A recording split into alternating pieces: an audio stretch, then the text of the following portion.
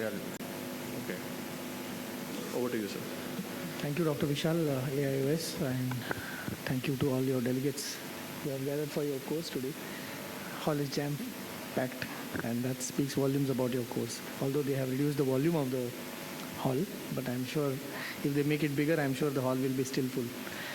So the vitreoretinal interface, it consists of the internal limiting membrane of the retina, posterior vitreous cortex, and the intervening extracellular matrix. Whenever there is anomalous adhesion of the vitreous with this interface, it leads to vitreomacular pathologies like vitreomacular traction, ERM, or macular hole or lamellar macular hole.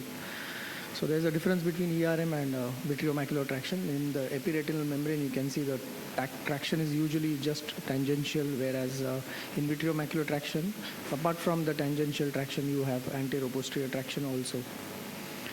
Based on the OCT, you can differentiate it into partial vitreous detachment, persistent vitreous attachment with macula within 3 millimeters radius of the fovea, acute angle, presence of the changes in the foveal contour, and lastly the absence of full thickness macular hole but interruption of all the layers.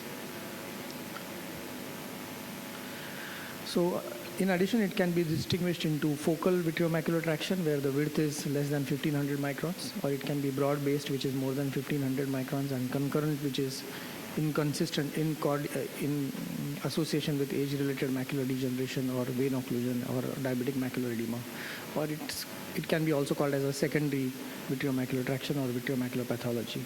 It can also be isolated without any other pathologies.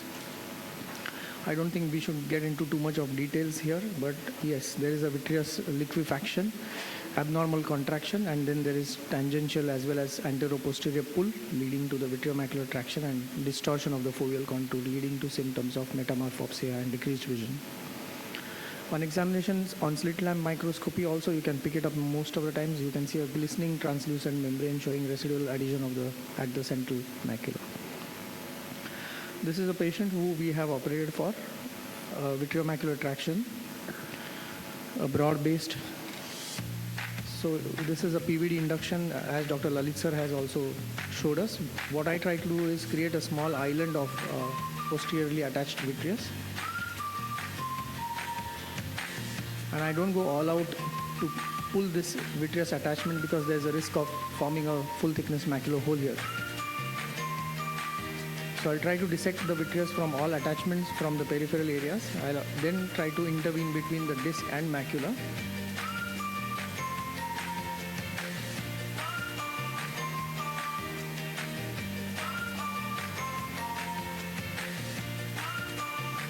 And with that, you can leave a small island at the fovea so as to prevent de-roofing of the macular hole.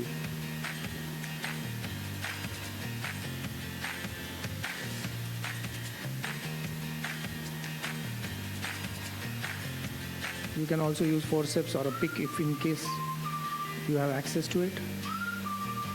But cutter in my hands works the best, so I tend to use this. So after the dissection, we stained the ILM with the brilliant blue dye, and then I initiate the flap using the diamond dusted membrane scraper. However, unfortunately, as you can see, I ended up in de-roofing the area, resulting in a macular hole. So maybe I could have probably left the ILM there itself, or other possibility was to go inside out so as to prevent formation of this, causation of this kind of a complication. But now that I know that there is a macular hole, I have to go in and complete the ILM peeling. And I do it from arcade to arcade so as to relieve all the possible traction.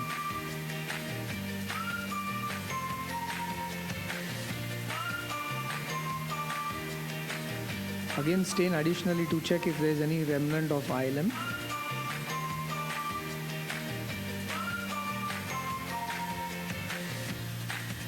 So I achieve a large area of ILM peeling, and then this is followed by a standard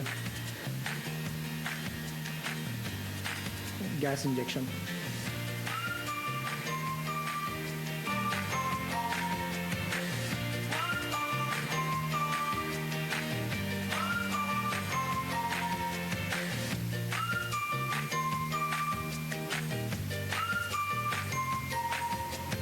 So thankfully we had a good attachment here post-operatively. So you can see this is a patient where we had a taut posterior hyaloid. You can see vitreomacular traction.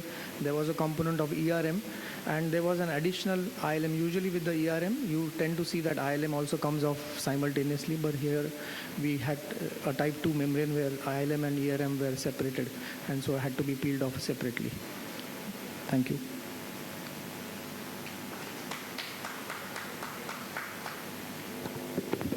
Presentation. So you with recalcitrant edema. So you have peeled in these cases. Do you find any, apart from the anatomical outcome, the contour resolves to normal? Does it translate to visual gain in these cases? The ILM peeling, especially in diabetic patients, is a must, I feel, because it tends to prevent the recurrences of the epiretinal membrane or not during a vitreous hemorrhage surgery, a routine recalcitrant edema, macular edema, because of a taut posterior hyaloid. So these cases, definitely you need to do vitrectomy followed by ILM peeling, because then it also prevents recurrences of the epiretinal membrane formation. Okay.